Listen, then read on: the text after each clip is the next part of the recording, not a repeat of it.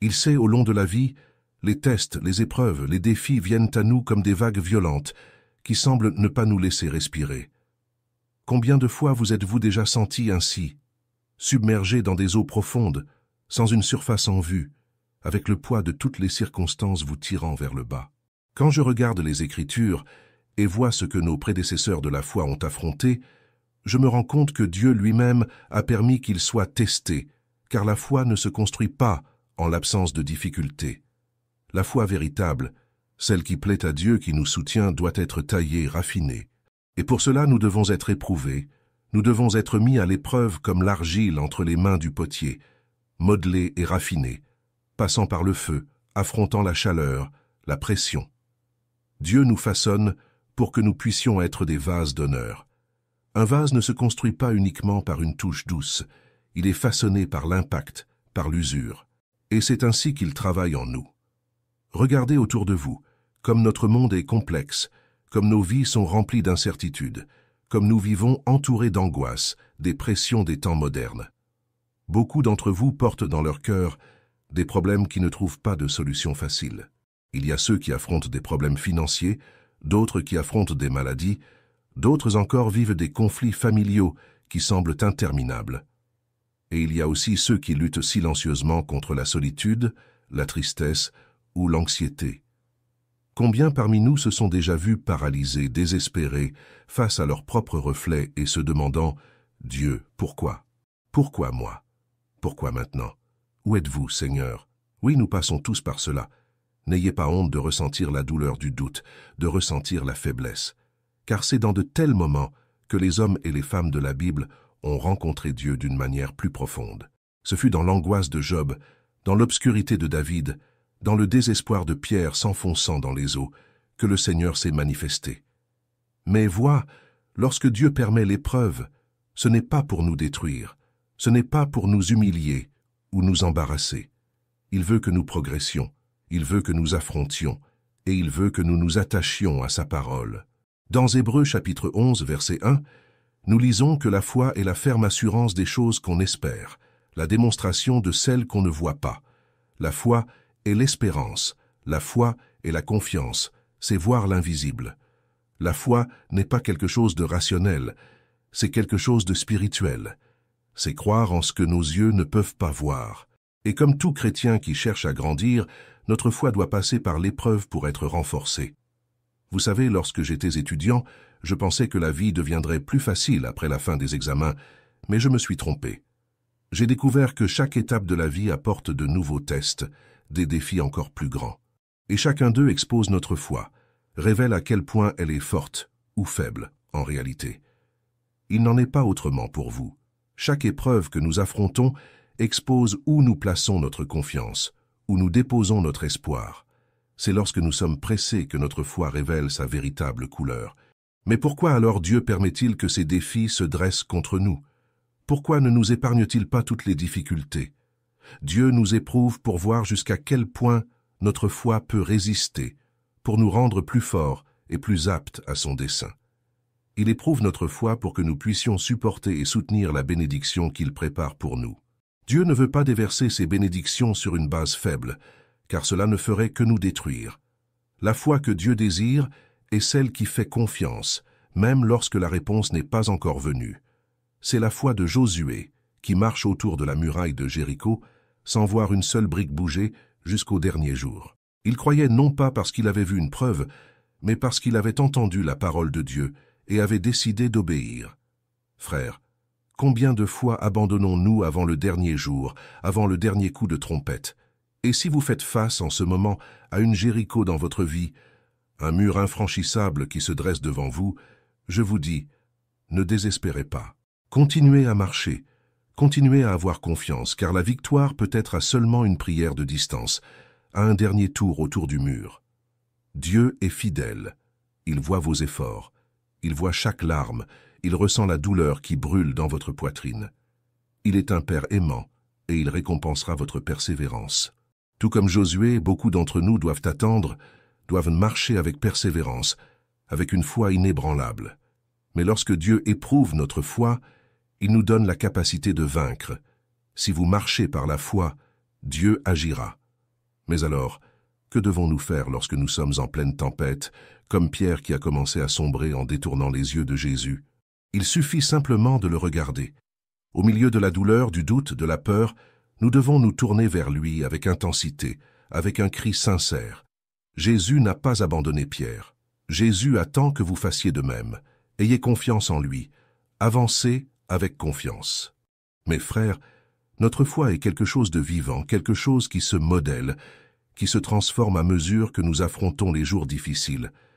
Notre confiance en Dieu doit être forgée, éprouvée, testée. Et savez-vous pourquoi? Parce que le diable nous observe.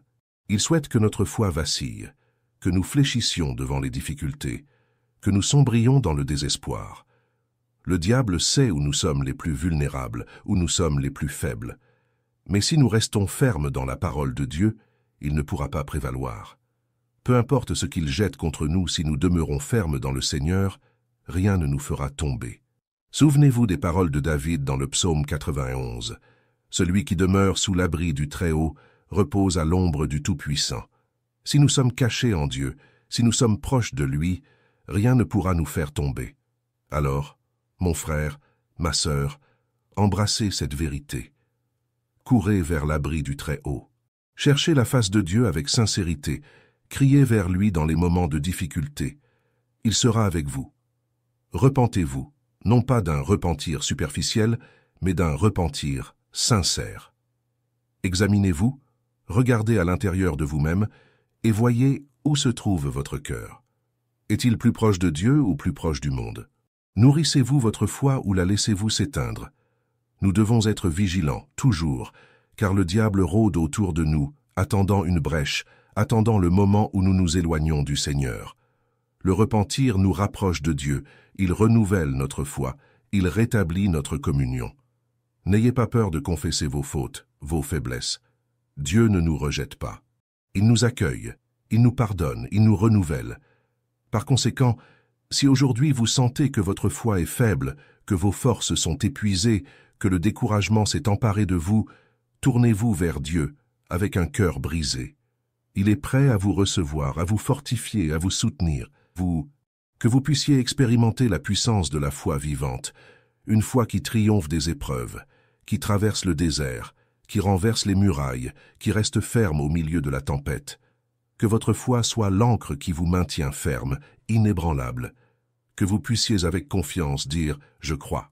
Même si les vagues viennent, même si les difficultés tentent de me faire tomber, je crois que mon Dieu est avec moi. Mes chers, c'est cette foi vivante et palpitante que Dieu souhaite voir en nous, une foi qui nous relève, même lorsque nous sommes tombés, une foi qui nous fait lever les yeux vers le ciel en pleine obscurité. Vous savez, souvent, nous sommes tellement immergés dans nos luttes que nous oublions de regarder en haut. Nous restons cloués au sol, écrasés par le poids des problèmes, de nos peurs et de nos préoccupations, et tout ce que nous voyons, ce sont les ombres qui nous entourent. Mais Dieu nous appelle à regarder en haut, là où il se trouve notre véritable espérance. Il y a un verset qui m'impacte toujours profondément. Je lève les yeux vers les montagnes, d'où me viendra le secours? Le secours me vient de l'Éternel, qui a fait les cieux et la terre. Psaume chapitre 121, versets 1 et 2. Notre secours ne vient pas des hommes, ni des circonstances, ni de nos propres forces. Notre secours vient de l'Éternel, le Créateur de tout ce qui existe, celui qui a pouvoir sur toutes choses. Combien de fois essayons-nous, en vain, de résoudre nos problèmes par nos propres moyens? Combien de fois essayons-nous de contrôler des situations, de les manipuler, jusqu'à nous retrouver épuisés et vides? C'est à ce moment-là, quand nous sommes brisés et sans issue, que Dieu nous appelle à nous rendre à lui. Oui, Dieu nous appelle à la reddition. Rendez-vous, car ce n'est pas votre force qui apportera la victoire, c'est la force du Seigneur. Quand Josué a été appelé pour faire tomber les murailles de Jéricho, il ne l'a pas fait avec des épées ou des armes puissantes, mais avec foi et obéissance. Il s'est rendu à l'instruction divine et a marché, sachant que Dieu ferait l'impossible. Et Dieu l'a fait. Le Seigneur a fait tomber les murailles, et il peut aussi faire tomber les murailles de votre vie. Mais pour cela, nous devons avoir confiance. Nous devons nous livrer complètement, sans réserve. Parfois, cette reddition exige que nous abandonnions ce qui nous réconforte le plus, et c'est difficile. Il y en a qui se cachent dans le travail, la routine, les relations, de petites ou grandes dépendances, car ces refuges semblent nous apporter un soulagement momentané. Mais, mes bien-aimés, ces refuges sont trompeurs. Rien dans ce monde ne peut apporter une paix véritable et durable, sauf la présence de Dieu dans nos vies. Tout ce que le monde offre est temporaire. C'est comme une ombre qui disparaît au coucher du soleil. Seul Dieu peut combler le vide de notre cœur. Seul lui peut guérir les blessures que nous portons. Seul lui peut nous soutenir dans les moments de crise. Peut-être vous demandez-vous, mais comment puis-je vraiment avoir confiance? Comment puis-je avoir cette foi qui surmonte n'importe quelle tempête? La réponse se trouve dans la parole de Dieu et dans la communion quotidienne avec lui. Il n'existe pas de raccourci, il n'existe pas de méthode rapide ou facile. Nous devons chercher Dieu chaque jour, nous devons le connaître intimement, nous devons apprendre à écouter sa voix. Lorsque nous nous rapprochons de Dieu, notre foi se renforce, car nous commençons à le connaître tel qu'il est vraiment, un Père aimant, fidèle, puissant, qui ne nous abandonne jamais. Je veux que vous réfléchissiez maintenant à ce que signifie avoir cette foi véritable. La foi qui triomphe, la foi qui surmonte n'importe quel obstacle.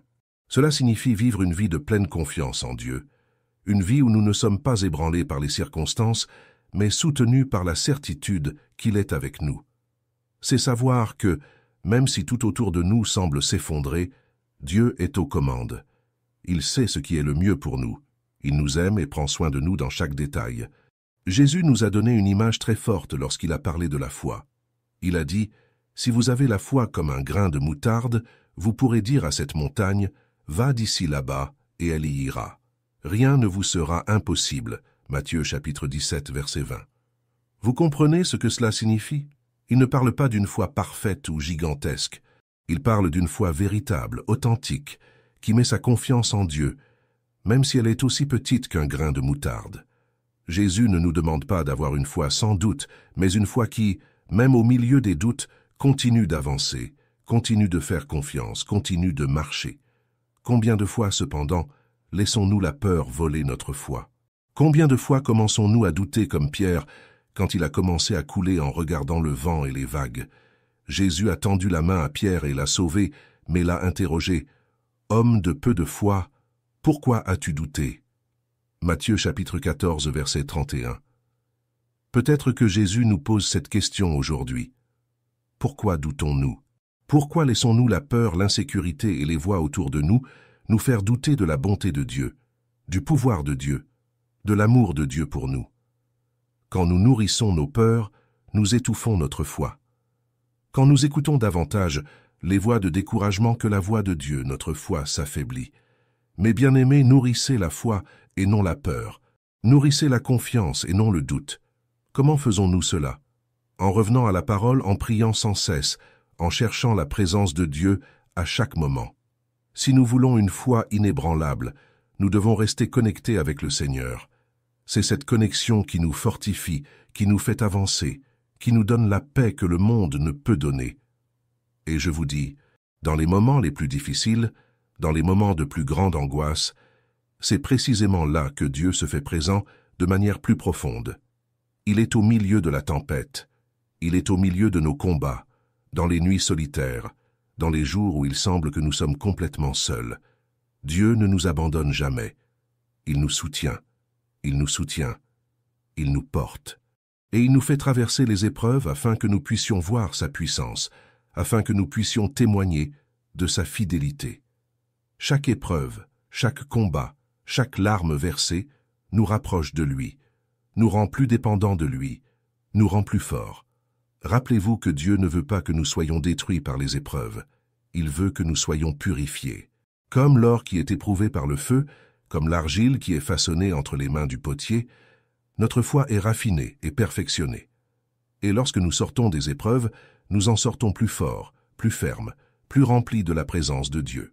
Nous en sortons mieux préparés à être ses instruments, à porter sa lumière et sa parole à un monde qui a désespérément besoin d'espérance. Et je te pose la question maintenant, qu'est-ce qui t'empêche de faire pleinement confiance à Dieu? Qu'est-ce qui te retient encore? Est-ce la peur? Est-ce le doute?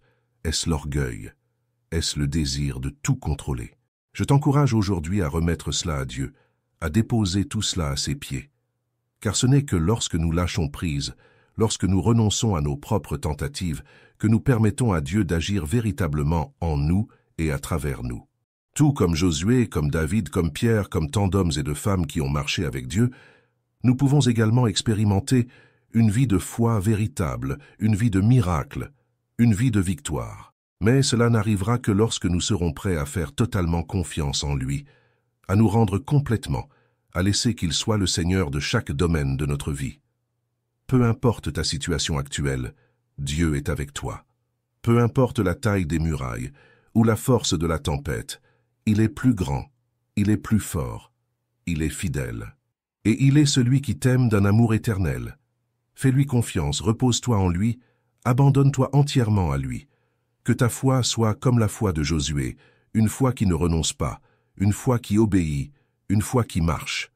Car c'est cette foi qui triomphe, c'est cette foi qui abat les murailles, c'est cette foi qui plaît au cœur de Dieu. Mes chers frères et sœurs, comme il est précieux de réaliser que Dieu nous appelle à une marche de foi si profonde, une foi qui ne soutient pas seulement notre vie, mais transforme chaque aspect de celle-ci. Et, bien souvent, la force de cette foi ne se révèle pas lorsque tout va bien, mais lorsque tout semble s'effondrer. Là, au milieu de la douleur, de la peur, des pertes, c'est là que nous comprenons vraiment la force de la foi, car c'est dans cet endroit que nous sommes poussés à nous accrocher à Dieu de toutes nos forces. Voyez-vous, Dieu n'a jamais promis une vie sans tempête. Il n'a jamais dit que ses enfants ne feraient face à aucune lutte, perte ou douleur. Jésus lui-même nous a avertis dans Jean 16, 33. « Dans ce monde, vous aurez des tribulations. Mais prenez courage, j'ai vaincu le monde. » Quelle promesse puissante! Il ne nous a pas dit qu'il nous délivrerait de toutes les tribulations, mais qu'il nous soutiendrait au milieu d'elles. Ce qu'il nous promet, c'est que notre foi, même petite comme un grain de moutarde, a le pouvoir de nous connecter à lui, et que cette connexion est plus forte que n'importe quelle difficulté. Mais j'aimerais vous poser une question. Avons-nous vraiment placé notre foi en Dieu ou en nos propres capacités?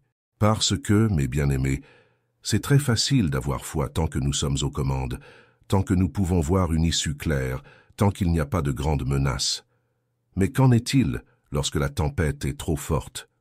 Et lorsque le bateau de notre vie semble sur le point de couler, c'est dans ces moments que nous devons évaluer où notre foi est réellement ancrée. La vraie foi est celle qui demeure, même lorsque toutes les preuves autour de nous disent qu'il n'y a plus d'espoir. C'est la foi qui dit « je fais confiance » quand tout semble incertain. C'est cette foi que nous voyons chez des personnes comme Abraham, qui, même sans voir l'enfant promis pendant des années et des années, a continué de faire confiance. La foi que nous voyons en Job, qui, même en perdant tout, a encore déclaré « Je sais que mon Rédempteur est vivant ». Ils n'ont pas fait confiance à leurs circonstances, ils ont fait confiance au caractère et à la fidélité de Dieu. Sais-tu, la vérité est que beaucoup d'entre nous parlons de foi, mais au fond, nous sommes attachés au contrôle. Nous croyons en Dieu, mais en même temps, nous essayons toujours de donner un coup de pouce pour que les choses se passent comme nous le voulons. Nous avons une foi qui se révèle fragile parce qu'elle repose encore sur des choses visibles, sur des garanties humaines. Et Dieu nous invite à aller au-delà de cela, à vivre une foi audacieuse, une foi qui remet vraiment le contrôle à lui. Il veut que nous retirions nos mains du gouvernail et permettions qu'il dirige entièrement nos vies. La véritable foi est un abandon total, c'est mettre tout entre ses mains et se reposer, non pas à cause de ce que nous voyons, mais à cause de qui il est. C'est croire que même si tout autour de nous dit ça ne va pas marcher, Dieu est au contrôle et fera le meilleur pour nous. C'est croire que même si le chemin est difficile et rempli d'épines, il nous conduit pour un but plus grand, qui dépasse ce que nous pouvons comprendre. Et, cher, je sais que ce n'est pas facile. Je sais que l'attente nous blesse, que la souffrance nous épuise. Mais la foi que Dieu désire voir en nous est celle qui persiste, qui supporte l'attente, qui affronte la souffrance et qui, à la fin, voit la puissance de Dieu se manifester de manière surprenante. Lorsque nous regardons le ministère de Jésus, nous voyons comment il invitait toujours les gens à faire un pas de foi, à croire avant de voir le miracle. Lorsque Pierre a marché sur les eaux, il a dû sortir du bateau, il a dû faire ce pas pour que le miracle se produise. Dieu agit ainsi avec nous aussi. Très souvent, il nous demande d'avancer, de faire confiance, avant que les choses ne se résolvent. Il nous demande de remettre nos peurs, nos plans, notre avenir, et de croire qu'il a quelque chose de plus grand, de meilleur. Et vous, êtes-vous prêt à faire ce pas de foi? Êtes-vous prêt à abandonner vos peurs, à renoncer au contrôle et à laisser Dieu être le Seigneur de votre vie? Ce n'est pas facile, je le sais, mais c'est libérateur. Lorsque vous confiez le contrôle à Dieu, lorsque vous permettez qu'il soit le capitaine du bateau, vous vous reposez. L'anxiété commence à perdre de sa force, la peur commence à diminuer, et la paix de Dieu commence à remplir votre cœur. Parce que, quand nous savons qu'il est aux commandes, il n'y a aucune raison de craindre. Il n'y a pas de tempête qu'il ne puisse calmer, pas de muraille qu'il ne puisse abattre, pas de problème qu'il ne puisse résoudre. Et c'est ce que je veux que vous emportiez avec vous. La certitude que Dieu est plus grand que tout problème, mais il souhaite que vous vous donniez, que vous fassiez confiance, que vous retiriez les mains de ce que vous ne pouvez contrôler et que vous lui permettiez de tout prendre en charge. Peut-être traversez-vous un moment difficile, peut-être faites-vous face à des luttes que personne autour de vous ne comprend, peut-être souriez-vous à l'extérieur, mais votre cœur est en morceaux à l'intérieur. Je vous dis, Dieu voit. Il connaît chaque détail, chaque larme, chaque peur, chaque prière faite en silence. Il vous appelle à vous reposer, à faire confiance, à croire qu'il est fidèle, qu'il est avec vous, qu'il ne vous abandonnera pas. La Bible nous dit que Dieu est pour nous un refuge et un appui, un secours qui ne manque jamais dans la détresse. Psaume chapitre 46, verset 1. Il n'est pas distant, il est proche, prêt à vous aider, à vous consoler, à vous soutenir. Je vous invite à vous approcher de lui maintenant, à ouvrir votre cœur, à lui parler comme un enfant parle à un père aimant. Dites-lui tout ce qui vous préoccupe, tout ce qui vous fait mal, toutes vos peurs et vos doutes. Remettez-lui chaque poids, chaque douleur, chaque anxiété, et permettez que la paix qui surpasse toute intelligence garde votre cœur et votre esprit en Christ Jésus. Chers frères et sœurs, combien cet appel de Dieu à une vie de foi authentique et profond, une foi qui ne vacille pas, une foi qui reste ferme. Mais avant de continuer, j'aimerais vous demander, où que vous soyez, de fermer les yeux un instant et de demander à Dieu d'ouvrir votre cœur, de retirer toute barrière, de vous remplir de sa présence en ce moment. Car ce dont nous allons parler maintenant est une invitation à une transformation de vie, à un pas audacieux, à une soumission complète. Mes bien-aimés, rappelons-nous que cette foi qui nous soutient dans les moments difficiles n'est pas construite du jour au lendemain. Elle est comme une graine plantée dans notre cœur, et le sol dans lequel cette graine est plantée doit être préparé avec amour, avec dévotion, avec confiance. Nous préparons ce sol avec notre prière, avec notre communion avec Dieu, avec la lecture de la parole et surtout avec notre obéissance à sa voix. Combien d'entre nous ont déjà dit « Seigneur, je veux avoir une foi ferme, je veux croire comme les hommes et les femmes de la Bible ont cru ». Et peut-être, juste après cette prière, une grande épreuve est apparue dans votre vie. Vous vous êtes demandé « Pourquoi, Seigneur? Pourquoi moi? Pourquoi maintenant ?» Et je vous dis, c'est la réponse. Dieu entend le cri d'une foi véritable, mais il sait que la foi ne se renforce que dans l'adversité. Chaque test, chaque obstacle est une opportunité pour que vous voyiez sa puissance, pour que vous sentiez sa présence, pour que vous goûtiez à sa fidélité. Pensons à Abraham, le père de la foi. Dieu a demandé à Abraham ce qu'il aimait le plus, son fils Isaac. Le cœur d'Abraham a probablement été brisé, mais il a fait confiance. Il savait que Dieu n'était pas un Dieu de tromperie. Il savait que, si Dieu demandait cela, il y avait un but plus grand, même s'il ne pouvait pas le voir. Et lorsqu'Abraham a levé le couteau, Dieu est intervenu, car il a vu que la foi d'Abraham était une foi qui ne doutait pas, une foi qui s'abandonnait totalement. Abraham croyait que le Dieu qui lui avait donné Isaac était aussi le Dieu qui pourrait le ressusciter si nécessaire. Chers amis, c'est l'essence d'une véritable foi, un abandon sans réserve. Une foi qui n'est pas attachée à ce que nous avons, à ce que nous voyons ou à ce que nous comprenons. Dieu t'appelle à une vie de foi comme celle d'Abraham, une foi qui fait confiance à ce qui ne peut être vu, qui croit en ses promesses, même quand tout autour semble contraire. Peut-être fais-tu face à quelque chose dont tu ne vois pas l'issue. Peut-être que les difficultés t'étouffent et tu penses que tu n'as plus la force de continuer. Tu sais, c'est précisément dans ces moments-là que Dieu nous révèle quelque chose de profond. Notre force n'a jamais été suffisante. Notre sagesse, notre capacité, notre compréhension, tout cela est limité. Mais le pouvoir de Dieu est illimité. Et lorsque nous lui abandonnons le contrôle, lorsque nous cessons de nous battre avec nos propres forces, quelque chose d'extraordinaire se produit. Il prend la barre. Il calme la tempête. Il nous conduit par des chemins de paix. Il nous soutient. Jésus a dit dans Matthieu chapitre 11, versets 28 à 30, « Venez à moi, vous tous qui êtes fatigués et chargés, et je vous donnerai du repos.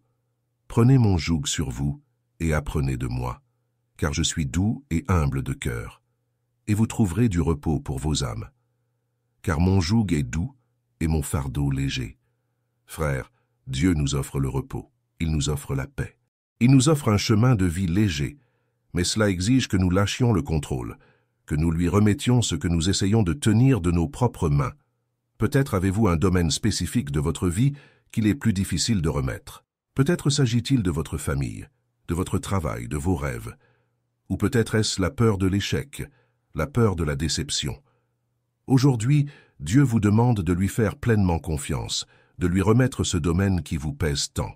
Il veut que vous croyiez qu'il est fidèle pour prendre soin de chaque détail, qu'il est capable de restaurer, de transformer, de faire naître la vie là où il y a du désespoir. Frères, faire vraiment confiance à Dieu est un processus. C'est un chemin de foi que nous devons parcourir jour après jour, avec persévérance.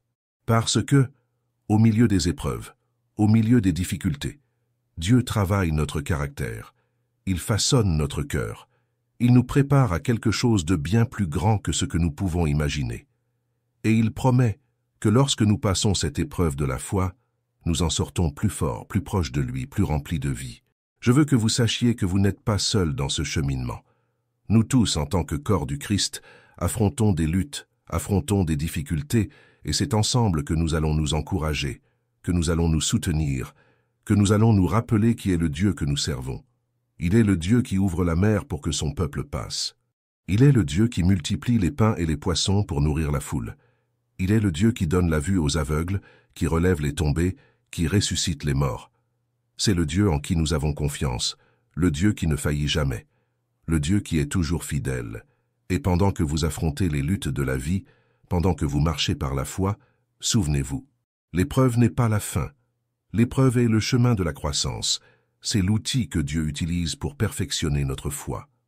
Lorsque votre foi est mise à l'épreuve et que vous restez ferme, vous êtes en train d'être façonné pour quelque chose de grandiose. Chaque lutte affrontée avec foi, chaque larme versée en présence de Dieu, chaque prière faite avec sincérité vous rapproche du but qu'il a pour vous. Lorsque nous passons par le feu, nous ressortons raffinés, nous ressortons purifiés, nous ressortons prêts à recevoir les promesses que Dieu nous a données. C'est pourquoi ne renoncez pas, ne vous découragez pas. Continuez à croire, continuez à faire confiance. Rappelez-vous des promesses de Dieu, rappelez-vous de ce qu'il a déjà fait dans votre vie et de ce qu'il va encore faire. Et je veux terminer ce message avec une invitation. Où que vous soyez maintenant, fermez vos yeux et parlez à Dieu.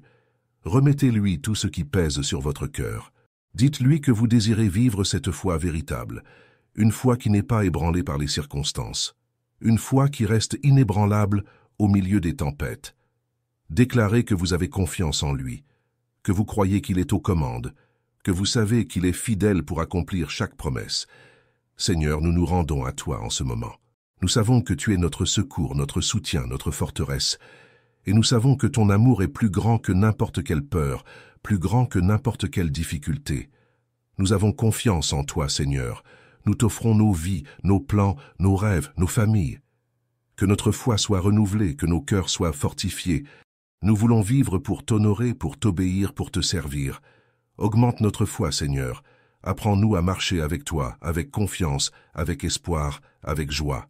Que cette parole de foi soit comme une encre pour ton âme, comme une lumière au milieu des ténèbres, comme une certitude que, en Christ, nous sommes plus que vainqueurs. Crois-le, Dieu a des plans de paix pour toi. Il désire te bénir, il désire t'utiliser, il désire t'amener à un nouveau niveau de foi et de confiance. Que le Saint-Esprit de Dieu te conduise, te fortifie et fasse de toi un témoignage vivant de sa fidélité. Que le Seigneur te bénisse, qu'il te garde, qu'il fasse briller son visage sur toi et qu'il te donne la paix que lui seul peut donner, la paix qui dépasse toute compréhension, la paix qui ne dépend pas des circonstances, mais qui vient de la certitude qu'il est Dieu et qu'il est avec toi. Partage cette vidéo bénie pour qu'elle puisse toucher et aider d'autres personnes comme toi et moi. Veux-tu te plonger encore plus profondément dans la foi et la prière? Télécharge notre e-book exclusif sur comment renforcer ta spiritualité de nos jours. Le lien est dans les commentaires ci-dessous. N'oublie pas de cliquer sur le bouton « S'abonner » si tu ne l'as pas encore fait. Merci du fond de mon cœur de faire partie de notre communauté de foi. Si tu souhaites soutenir un peu plus notre chaîne, envisage de devenir membre de notre chaîne. Voici 2 autres vidéos pour que vous puissiez continuer votre voyage spirituel et votre croissance dans la foi. Merci et que Dieu bénisse tout le monde. À bientôt.